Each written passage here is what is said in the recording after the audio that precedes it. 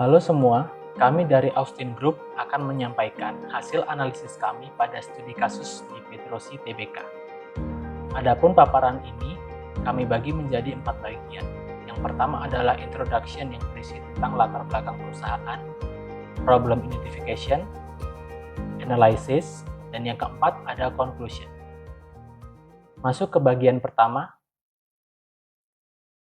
PT Petrosi berdiri pada tahun 1972 dan terus berkembang hingga saat ini. Namun, sekilas dapat dilihat, pendapatan Petrosi menurun dari 347 juta US dollar pada tahun 2014 menjadi 206 juta US dollar pada tahun 2015. Dan dari informasi yang kami peroleh, kami melihat dua masalah utama, yaitu declining of demand dan fungsi aset yang tidak optimal atau menganggur karena permintaan yang menurun. Dan analisis awal akan disampaikan rekan saya, dipersilakan. Pertama-tama, saya akan menunjukkan laporan keuangan PT Petrosi dari tahun 2010 hingga tahun 2015 secara singkat. Penurunan pendapatan mulai terlihat dimulai pada tahun 2013 hingga tahun-tahun berikutnya. Begitu juga dengan laba perusahaan yang akan saya tunjukkan setelah slide ini. Baik, analisis laporan keuangan 2011 hingga tahun 2015 menunjukkan bahwa PT Petrosi mengalami penurunan pendapatan dimulai dari tahun 2013 yang disebabkan oleh penurunan demand produk.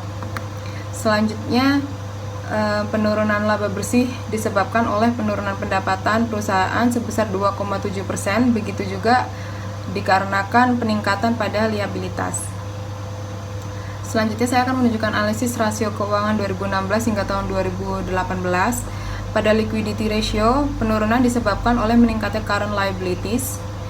Lalu pada activity ratio, kenaikan disebabkan oleh meningkatnya penjualan tiap tahunnya. Selanjutnya, saya akan menjelaskan mengenai solvability ratio. Kenaikan disebabkan oleh meningkatnya debt tiap tahunnya. Berikut saya paparkan financial data dan rasio dari PT Petrosi. Lalu yang terakhir ada profitability ratio. Kenaikan disebabkan oleh meningkatnya EBIT dan kenaikan profit disebabkan oleh meningkatnya pendapatan dari penjualan tiap tahunnya.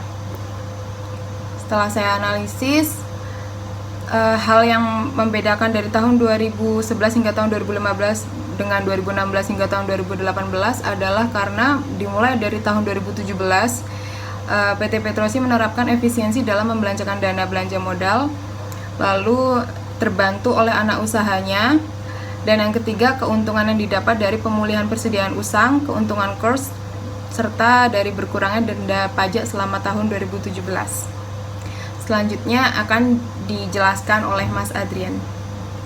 Baik, terima kasih. Pada analisis eksternal, pertama kami menggunakan pestle analysis untuk mengetahui faktor-faktor eksternal apa saja yang mempengaruhi perusahaan. Adapun 5 faktor tersebut adalah sebagai berikut.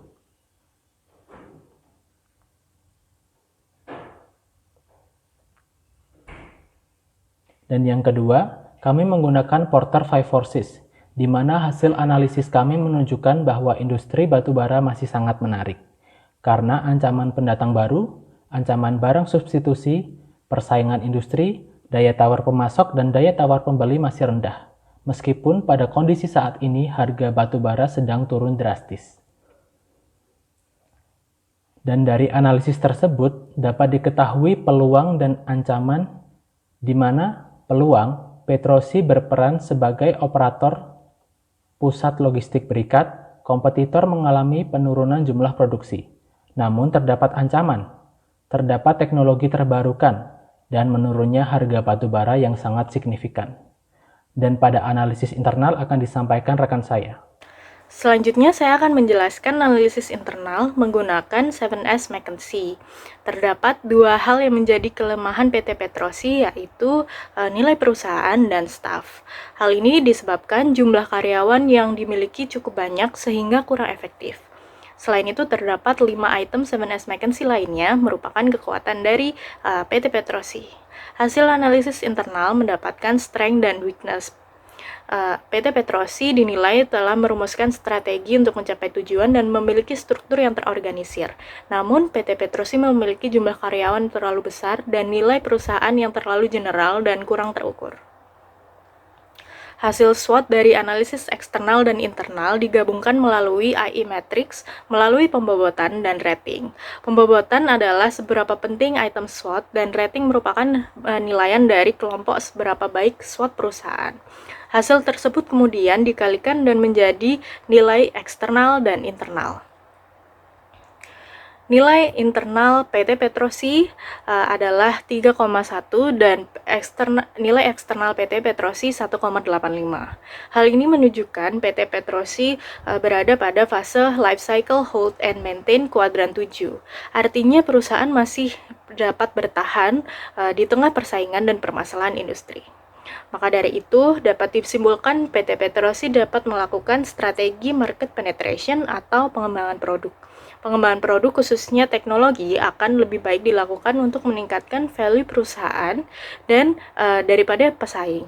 PT Petrosi juga perlu meningkatkan penjualan dan mengurangi hutang untuk meningkatkan visibility. Sekian penjelasan dari kami dari kelompok Austin IBCC 2020.